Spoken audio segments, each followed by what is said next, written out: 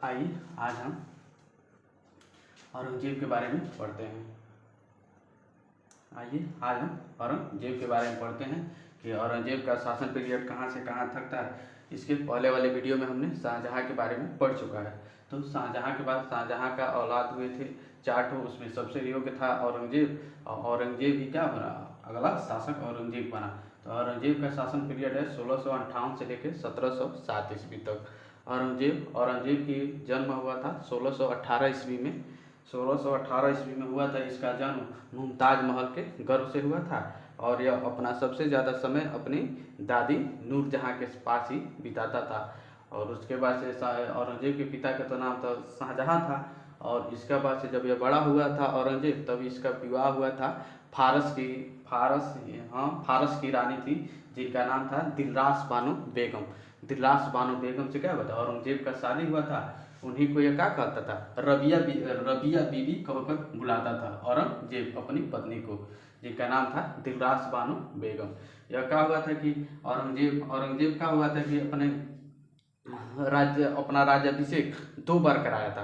पहला इसने तो राज्याभिषेक कराया था सामूगढ़ का युद्ध जो 1658 ईस्वी में हुआ था, जिसमें इसने क्या किया था, सामूगढ़ के युद्ध में इसने दारा सिकों को पराजित कर दिया था। उसके बाद से इसने फिर से अपना राज्याभिषेक कब कराया, देवराय का युद्ध। तो देवराय का युद्ध हुआ 1659 ईस्वी में। इसमें क्या किया था, देवराय के युद्ध में इसने क्या किया था कि अपने भाई दारा सिकों को इसने क्या किया, जान से मार दिया। और उसके बाद से इसने क्या किया था, अपना राज्याभिषेक कराया था यह 2 बार। औरंगजेब अपना राज्याभिषेक 2 बार कराया था। ऐसा किसने, एक बार और दिल्ली सल्तनत में थे जिनका नाम था फिरोज शाह तुगलक, उन्होंने भी अपना राज्याभिषेक 2 बार कराया था।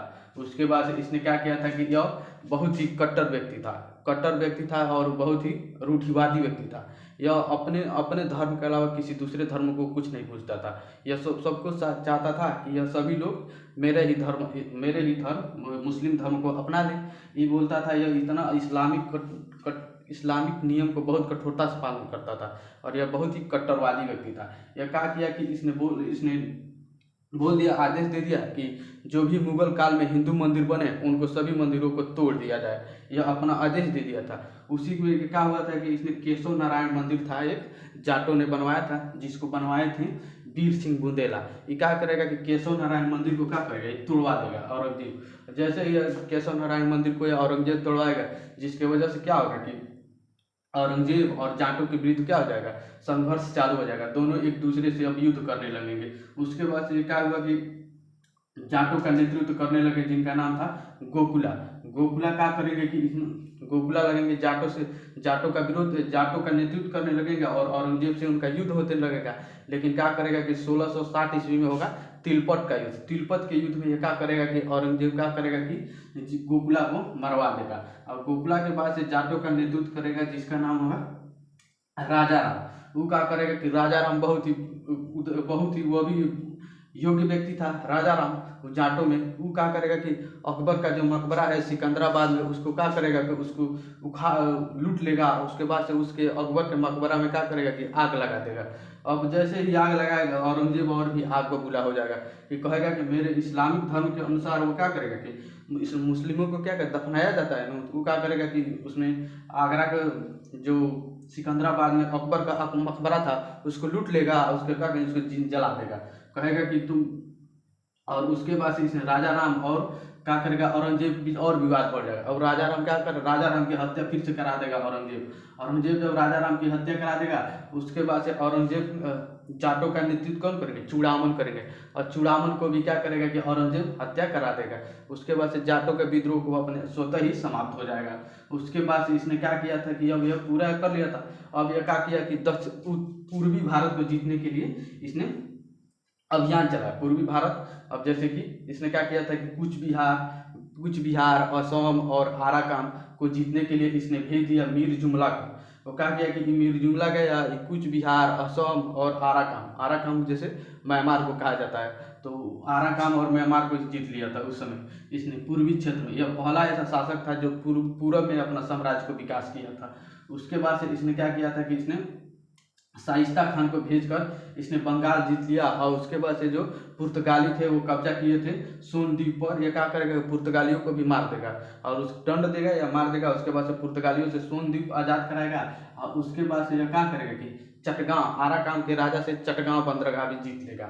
उसके बाद से इसने क्या किया कि अब यह इसका तो पूरा पूरब की तरफ पूरा यह जीत लिया था। और पूरब के बाद यह क्या किया कि अब यह दक्षिण भारत की ओर अभियान करेगा। जब दक्षिण भारत की ओर अभियान करेगा तो यह दक्षिण भारत के अभियान करने के लिए यह क्या कर, पहले यह सोचेगा कि मैं बीजापुर को जीतूंगा। तो यह बीजापुर को जीतने के लिए जय सिंह, बहादुर शाह, उसके बाद से दिलेर खान, इतने लोगों को भेजा था। लेकिन इन तीनों लोगों को बीजापुर को जीतने में सफलता नहीं मिली थी। क्यों नहीं मिली थी कि बीजापुर में जैसे ये आक्रमण करते थे तो उसके बगल वाले जो क्षेत्र थे वो जो भी राजा रहते थे वो सब मिलकर औरंगजेब पर हमला कर देते थे।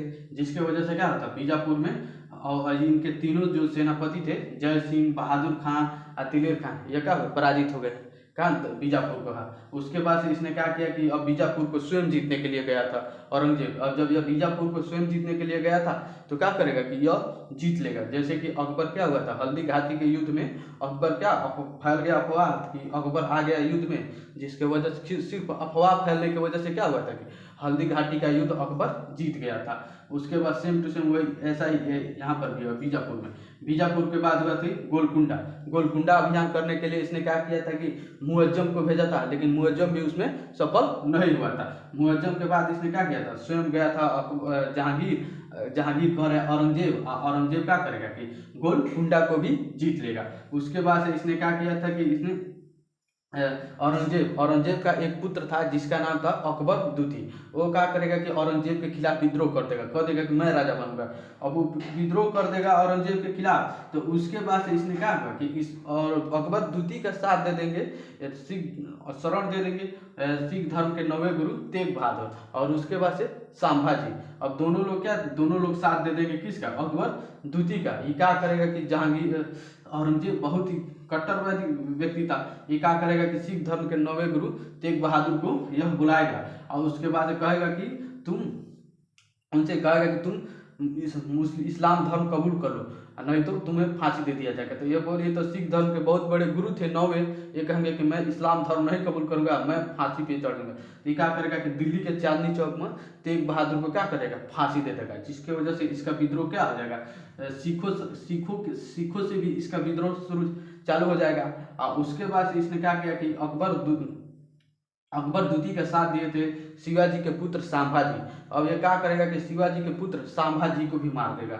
अब ये क्या होगा, यहाँ पर तो सिखों से इसका विवाद हो गया, उसके बाद से जाटों से इसका विवाद हो गया, उसके बाद से ये क्या हुआ, मराठों के, शिवाजी मराठा साम्राज्य के थे ना, तो शिवाजी के पुत्र को भी ये मरवा दिया।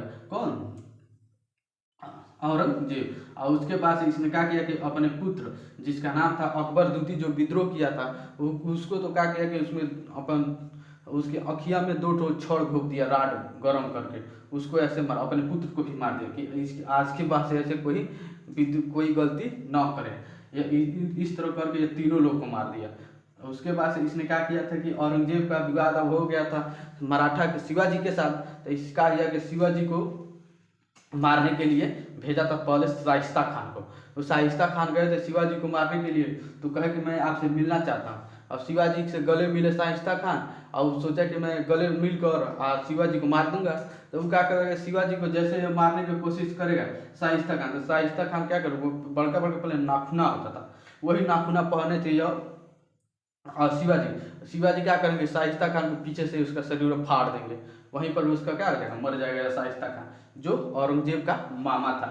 उसके बाद इसने क्या किया कि शिवाजी को हराने के लिए इसने भेज दिया जय सिंह को। तो शिवाजी उस जय सिंह के बीच हराने के लिए भेज दिया। उसके बाद से जय सिंह ने क्या किया था कि शिवाजी को पराजित कर दिया, जिसके वजह से शिवाजी और उसके बाद से जय सिंह के बीच पुरंदर का संधि हुआ था। शिवाजी और जय सिंह के बीच कई बार क्वेश्चन पूछता है। 1665 ईस्वी में हुआ था पुरंदर का संधि शिवाजी और जय सिंह के बीच। इसमें उसके तहत क्या हुआ था कि इसके तहत पुरंदर का संधि हो गया था। उसके बाद से 1666 ईस्वी में औरंगजेब ने बुलाया शिवाजी को दिल्ली में और बोला कि आप आइए, हम आपसे मिलना चाहते हैं। और वहाँ पर गए शिवाजी। अब शिवाजी को यह क्या किया था कि उतना इज्जत नहीं दिया था। और जिसके एक राजा थे, यह भी मराठा साम्राज्य के, तो यह क्या किया, जिसके वजह से शिवाजी तो नाराज हो गए और शिवाजी को क्या किया कि नाराज हो गए और उसके बाद से यह क्या किया कि शिवाजी के क्या किया बंदी बना लिया औरंगजेब। और बंदी बनाकर और उसके बाद से आगरा में है